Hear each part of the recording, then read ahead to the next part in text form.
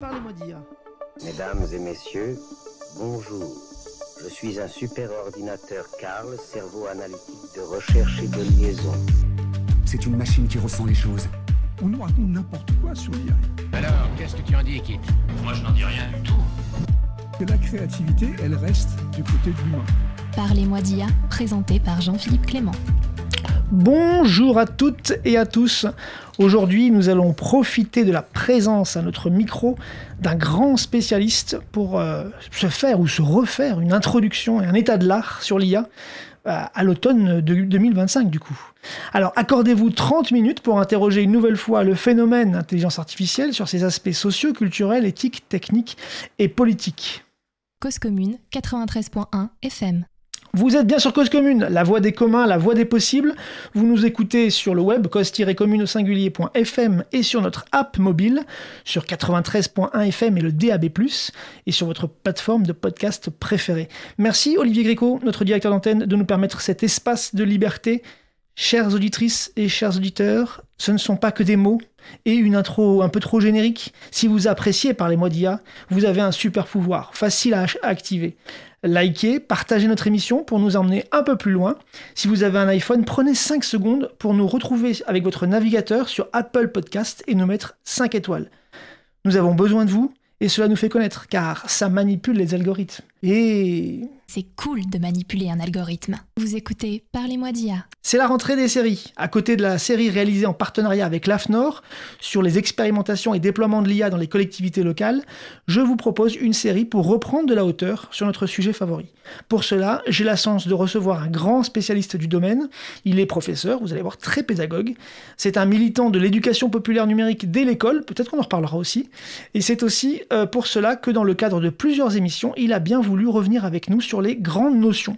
On va commencer aujourd'hui par une introduction et un état de l'art sur l'IA pour comprendre les possibilités, les pièges, les fantasmes, les perspectives. Cela nous ouvrira la voie vers des questions plus profondes sur ce qui fait aujourd'hui la différence entre l'humain et l'IA, notamment en matière de créativité. On prendra le risque aussi de se parler de la prise de décision autonome, entre guillemets, de spiritualité et de conscience, pourquoi pas. Bon, vaste programme, mais heureusement pour nous, nous serons guidés par un chercheur de l'ENS Paris, un directeur de recherche émérite à l'INRIA, membre de l'Académie des sciences, et au demeurant très sympa. Bonjour Serge Abitboul. Bonjour Jean-Philippe. Merci d'être avec nous en studio, en ce début de saison 3, pour nous refaire un peu une introduction à l'IA et nous remettre un peu les idées au clair, parce qu'on a toujours besoin un peu de se remettre les points sur les i, sur les notions, les grandes notions. Vous faites de l'informatique depuis un petit moment. Est-ce que vous pensez comme d'autres, je l'ai entendu à droite à gauche, que les dernières évolutions qu'on a qualifiées d'IA, c'est un stade un peu ultime de l'informatique. C'est un stade un peu, finalement, très attendu depuis longtemps. Et là, on arrive enfin à un grand moment de l'informatique. Alors, je dirais que c'est clairement un moment important de l'informatique, comme il y en a eu déjà pas mal dans le passé. Stade ultime, je vois vraiment pas pourquoi. C'est une technologie qui avance depuis... alors, c'est pas si vieux que ça, hein, c'est genre 70 ans ou un truc comme ça. On va y revenir. Donc, déclarer qu'elle est terminée, je vois pas pourquoi. Alors, par contre, c'est vrai qu'il y avait un problème, un verrou. Typiquement, le verrou, c'était la compréhension des images, c'était la compréhension de la langue. Et ce verrou, sur lequel on travaillait depuis 70 ans, ce verrou a sauté ces 10 dernières années. Donc, c'est un moment important et du coup, on voit des tas de possibilités, des tas de champs qui s'ouvrent et ça, c'est génial. Et du coup, en fait, si on reprend un peu les choses à la base, est-ce qu'on peut dire que tout ça, l'informatique finalement, c'est au départ l'idée de mécaniser les mathématiques? Ou est-ce que je suis complètement dans le faux quand je dis un truc comme ça? Non, t'es pas du tout dans le faux, mais on va même revenir un peu en arrière. Hein. C'est vraiment le thème classique de fiction, le golem de Prague, Pygmalion et Galatée, les robots d'Asimov, c'est arriver à faire réaliser à des machines ou à des choses artificielles et des objets artificiels des facultés humaines, leur faire accaparer ces facultés humaines. Alors tout ça, c'est resté du folklore, c'est resté de la fiction pendant très longtemps. Et puis petit à petit, c'est devenu un thème un peu récurrent des techniques et des mathématiques. Hein. Les mathématiques et les techniques avançant, on a eu des choses comme la machine à calculer de Blaise Pascal, ou le métier à tisser de jacquard. On allait vers ça, mais on y allait lentement. Et le point de rupture, c'est le XXe siècle avec l'arrivée des ordinateurs. C'est-à-dire que là, on avait tout d'un coup un outil, l'informatique, qui permettait de réaliser ça. Et du coup, ces grandes idées de faire à des objets des tâches humaines devenaient réalisables. Donc c'est ça qui a véritablement changé. C'est l'arrivée des ordinateurs, l'arrivée des logiciels. Et ça, c'est... disons, depuis le milieu du XXe siècle. Et ces premières machines, d'ailleurs, je tiens à le préciser, on peut les voir en ce moment au Jeu de Paume, dans l'exposition Le Monde selon l'IA, qui est encore en cours jusqu'à fin septembre. Et du coup, on peut toucher du doigt ces premières tentatives physiques d'essayer de maîtriser les mathématiques. Du coup, là, l'informatique, au fil de l'évolution des techniques, donc il y a l'informatique qui apparaît. Et cette nouvelle discipline, finalement, elle permet la convergence de quels facteurs ? Enfin, qu'est-ce qui manquait avant l'informatique et qu'est-ce que l'informatique vient finalement catalyser ? Alors c'est vraiment cette notion d'ordinateur, cette machine qui est capable d'aligner des tâches, de raisonner, et donc de mettre les bases de la simulation des humains. Donc ça, c'est en gros les transistors, toute la technologie logicielle, les mémoires, etc. C'est toute une technologie qui se met en place, disons, à partir des années 50, et qui permet d'aller tout ça. Et l'IA, en tant que science et en tant que technologie, ce n'est qu'une branche de ces trucs-là, parce qu'en fait... On n'écrivait pas des logiciels pour faire des conneries, on écrit des logiciels pour réaliser des tâches intelligentes. Donc, d'une certaine façon, toute l'industrie du logiciel partait pour essayer de réaliser un petit peu ce rêve de faire réaliser des objets, des tâches humaines. D'accord ? Donc, a priori, et c'est là qu'il faut peut-être insister, l'intelligence artificielle, c'est une branche de l'informatique, c'est pratiquement la branche maître de l'informatique. Par contre, à partir du moment où vous avez un ordinateur, c'est une machine à tout faire. Et ça, c'est important de garder ça en tête. C'est pas une machine pour faire que des calculs. Au départ, on voulait faire des calculs avec. Puis on s'est aperçu que finalement, les machines calculent, mais ça sert à quoi ? Ça sert à stocker des données, ça sert à communiquer, ça sert à raisonner, ça sert à faire des tas de choses. Et donc, du coup, ça devient important pour tout le monde. Ça devient important pour les mathématiciens, pour les physiciens, pour les chimistes. Ça devient important en sciences humaines et sociales, qui sont les SHS, sont véritablement transformés par le numérique et maintenant par l'intelligence artificielle. Donc, du coup, tout le monde s'accapare ça. On arrive même à des trucs un peu drôles, des OPA, des physiciens, dire non, l'informatique, c'est nous. Les matheux, non, l'informatique, c'est nous. Enfin, pardon, l'intelligence artificielle, c'est nous. Non, l'intelligence artificielle, c'est une branche de l'informatique, et cette branche de l'informatique appartient à tout le monde par définition, puisque les ordinateurs sont des machines à tout faire. Est-ce qu'on tente une définition de l'IA ? Est-ce que vous pouvez nous partager la vôtre, ou c'est un truc un peu impossible finalement de définir l'IA et que... Il y a à peu près autant de définitions de l'IA qu'il y a de chercheurs dans le domaine. Moi, je vais vous donner bêtement celle du Parlement européen en 2022. Ça veut dire qu'elle vous convient ? Elle me convient, elle n'est pas plus mauvaise qu'une autre. L'intelligence artificielle désigne la possibilité pour une machine de reproduire des comportements liés aux humains tels que le raisonnement, la planification et la créativité. Ça ne veut pas dire grand-chose, mais ça veut tout dire, d'accord ? Et d'une autre façon de le voir, c'est dire quand on dit la possibilité de reproduire, c'est aussi la possibilité de simuler. Donc une intelligence artificielle, c'est un peu de l'entubage, c'est de vous faire croire que c'est un humain qui réalise ça, alors qu'en fait, c'est une machine. Et c'est ça qui est intéressant. C'est ça aussi qui crée un peu toute la magie, parce que la magie de l'intelligence artificielle, c'est que ça fait réaliser à des objets des tâches que les objets ne sont pas censés faire, d'accord ?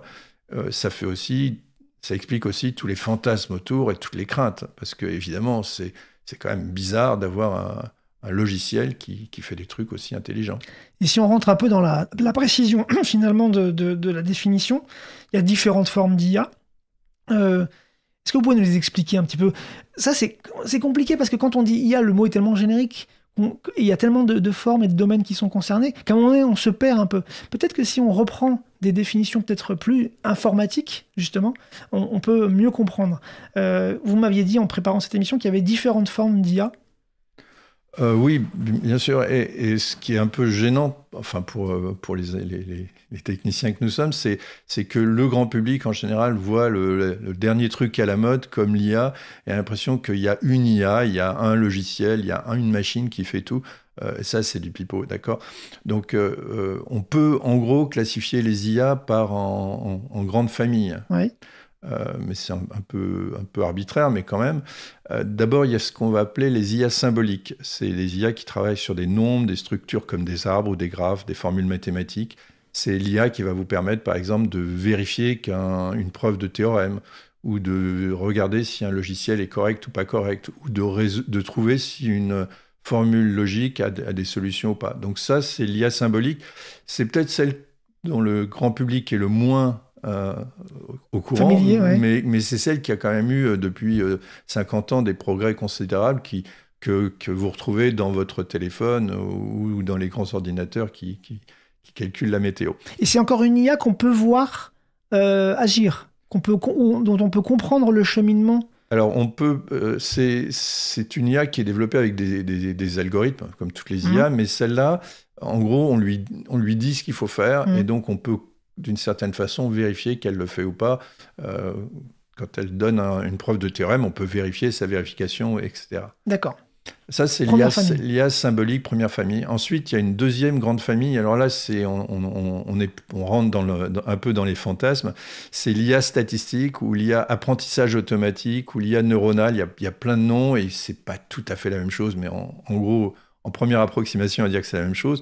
Donc, c'est les fameux réseaux de neurones qui est un algorithme qui a été développé, enfin une famille d'algorithmes qui ont été développés au cours des années et qui permettent de résoudre des problèmes. Et c'est ceux qu'on voit à l'œuvre aujourd'hui qui ont véritablement changé les choses depuis quelques années. Mais cette branche-là qui a bougé récemment. C'est cette branche-là qui a bougé récemment. C'est une très vieille branche. Depuis les années 40, ça existait déjà. Il y avait déjà des gens qui disaient... L'idée de départ, c'est un peu simple, c'est de dire, nous, dans notre cerveau, on a des neurones, on va mettre des neurones artificiels. Alors, d'où l'idée d'IA neuronale. Par contre, il faut vraiment vous écarter de l'idée que ça fonctionne comme un cerveau. C'est très, très différent. L'IA neuronale n'a rien à voir avec le cerveau parce que, encore une fois, c'est quelque chose que des humains ont construit. C'est beaucoup plus simple que le cerveau, d'une certaine façon. Et par contre, ça peut être beaucoup plus gros et faire beaucoup plus de calculs. Alors, quand on a dit ça à l'IA statistique, beaucoup parce que c'est basé sur des IA, sur des stats. Après, il y a dans ce truc-là, il y a plusieurs catégories, on va dire. Là, on ouvre la poupée russe, là. On ouvre la poupée russe et on va mettre deux grandes catégories. Une qui est plus traditionnelle, c'est c'est l'IA qui vous permet d'analyser. Donc, par exemple, vous lui donnez une série, et puis elle va vous dire ce qui se passe, ou vous lui donnez une photo, et elle va vous dire, là, c'est Jean-Philippe, là, c'est Serge, là, c'est la Tour Eiffel, etc. Donc, ça, c'est de l'analyse, c'est l'IA analytique, si vous voulez. Et puis, il y a celle qui génère, c'est celle dont on parle beaucoup aujourd'hui, avec tous les machins, genre ChatGPT, Gemini, etc. C'est celle qui va générer du texte. Et donc, c'est pas forcément très, très différent. Au fond, derrière, il y a un réseau de neurones, mais quand même, entre analyser une image et générer du texte, c'est pas la même fonctionnalité. Et entre les deux, c'est cette révolution de 2017 avec des théories où, justement, on fait apparaître des notions de contexte autour de la donnée qui permettent de pas faire c'est pas de la probabilité pure, finalement, c'est plus que ça. Oui, alors on va faire déjà un peu en arrière. Oui. Pourquoi tout d'un coup c'est devenu possible ? Ça fait des plombes qu'on travaille là-dessus. Et on sent le chercheur qui a beaucoup travaillé sur le sujet. Oui. Et les résultats n'étaient pas toujours au rendez-vous. Il y avait des résultats quand même. Sinon on aurait arrêté. Donc on a progressé, mais ça a progressé vachement lentement. Et puis c'est arrivé, disons, depuis le nouveau siècle, il y a eu un alignement des planètes. Alors la première chose, c'est qu'on s'est mis à construire des ordinateurs, en fait, des fermes d'ordinateurs de plus en plus gigantesques. On a obtenu des puissances de calcul de plus en plus considérables. Donc, ça demande beaucoup de puissance de calcul. Deuxième chose, c'est qu'on est arrivé à obtenir des données de plus en plus considérables. Et comme très souvent, ces machines font de l'apprentissage, donc elles apprennent sur des données, plus vous avez de données, plus elles peuvent apprendre. Et la troisième chose, c'est qu'on a améliorer constamment les logiciels, développer des techniques de plus en plus sophistiquées.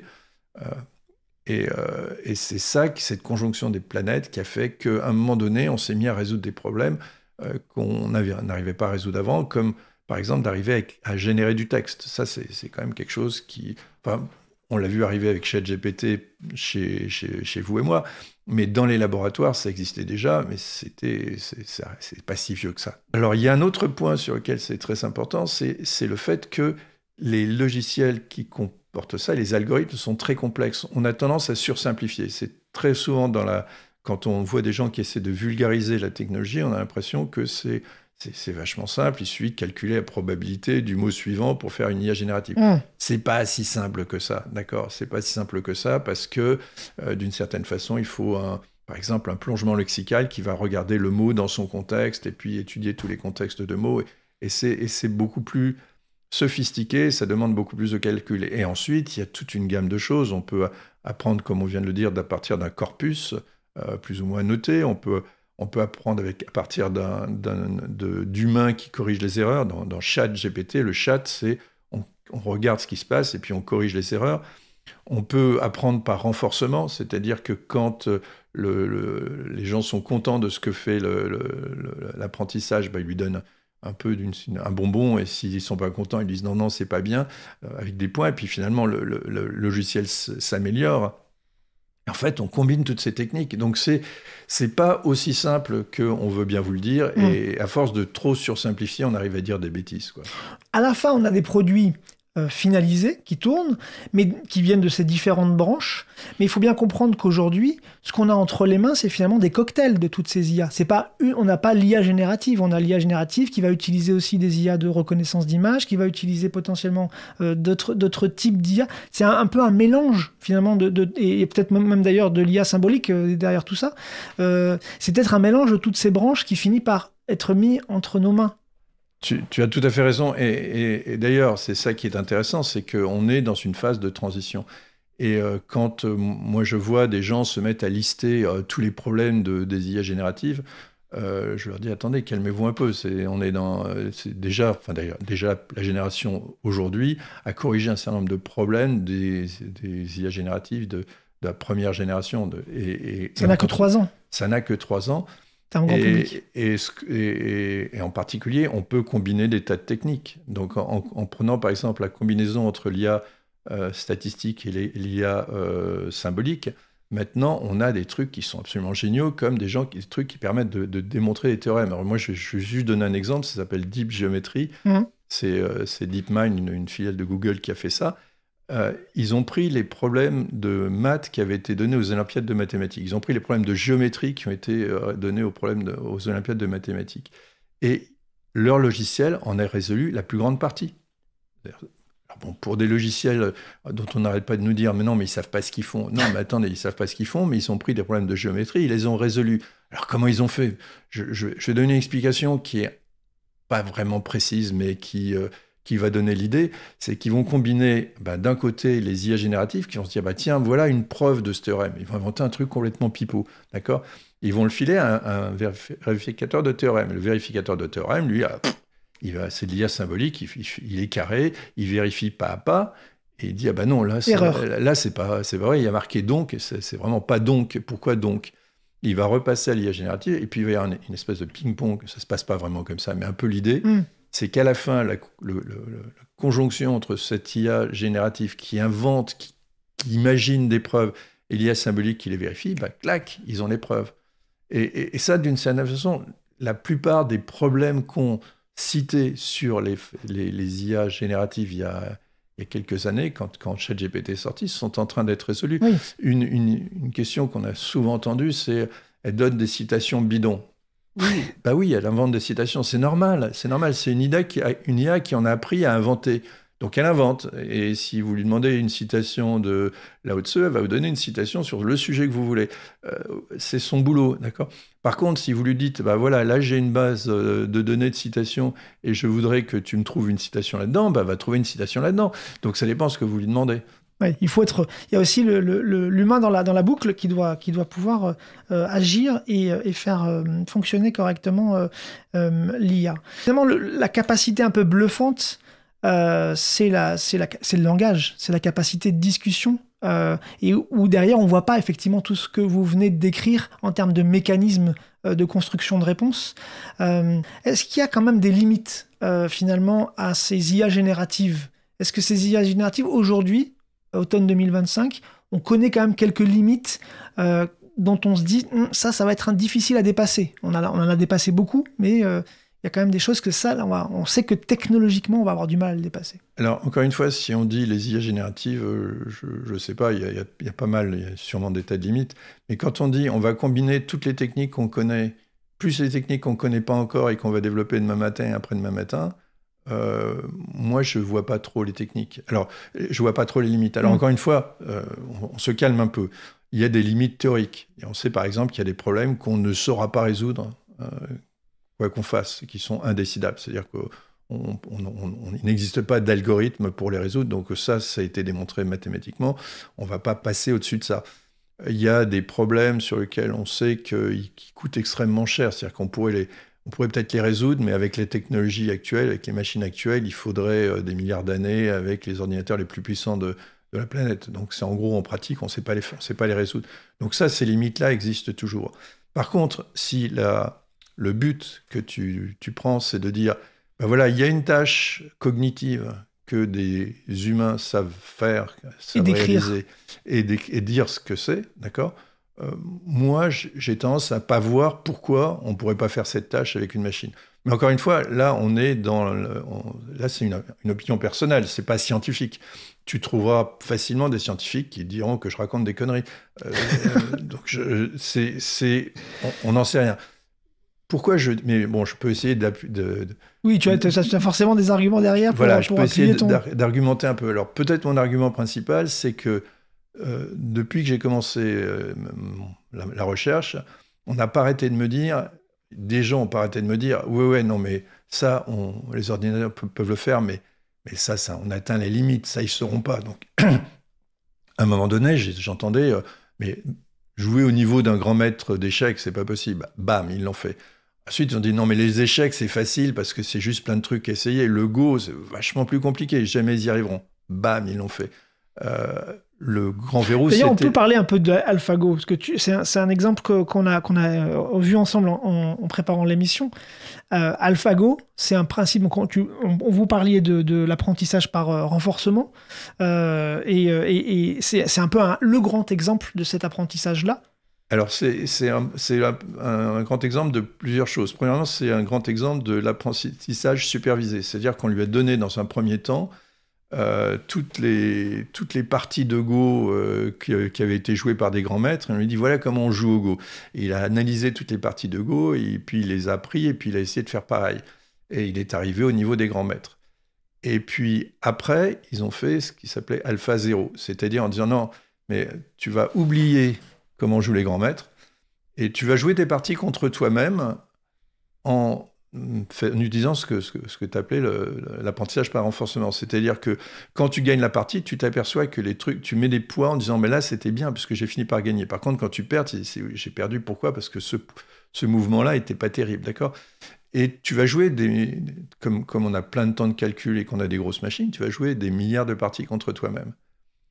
Et le AlphaGo 0 est arrivé à être encore plus puissant que celui qui avait appris les grands maîtres. Donc là, on est vraiment dans un cas où la technologie a, d'une certaine façon, appris elle-même toute l'expérience que les grands maîtres, parce que les grands maîtres, ils sont pas devenus grands maîtres comme ça, ils sont devenus grands maîtres parce qu'ils ont étudié les parties des autres grands maîtres, parce qu'ils ont joué plein de parties, et puis qu'ils ont des neurones.